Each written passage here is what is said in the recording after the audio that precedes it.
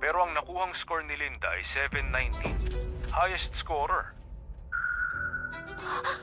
Linda Walker, ginagawa mo? Magta-drop out ka? Ako ang tunay na rich kid sa capital city. Kawawa kasi nung pagpalit ako nung pinanganak ako. Doon ako magka-college exam. Capital City? Linda, sa mga nobela, laging todo suporta ang mayayamang magulang sa peking anak. Ingat ka, ha? Huwag kang mag-alala. Wala akong pakialam kahit hindi nila ako gusto. Ang habol ko, residency. At hindi pamilya. Pagkatapos ng exam, babalik ako ha. Residency. Heto na ako. Nancy! Nancy! Nancy! Nancy! Nancy! Nancy!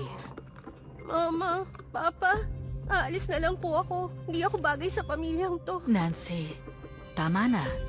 Huwag kang matakot. Wala siyang panama sa pinalaki kong anak ng 18 years. Siguradong ito si Mrs. Lewis, ang totoong nanay ko. Dito na lang muna siya. Kahit ayaw namin sa kanya.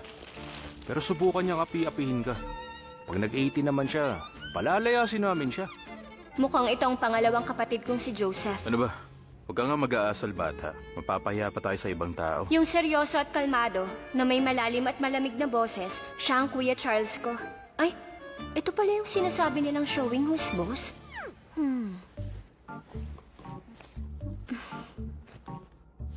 Napaka-boring. Kung may mga free time ako, magsasolve ako ng mga practice problems. Tapos na kami. Usap tayo. Teka, naisip ko na ang sagot dito. Nagpapanggap ka ba? Kunwari, mabuti kang estudyante.